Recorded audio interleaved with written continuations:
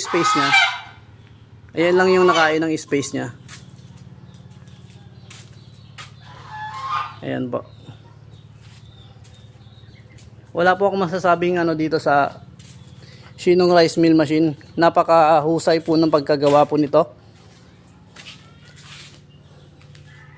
Ayan po. Single phase lang po ito. Tsaka nasubukan ko na po ito ng ilang beses. Naka 15 kaban na po ako ng palay. Okay na okay po. Goods na goods po. Ayan po.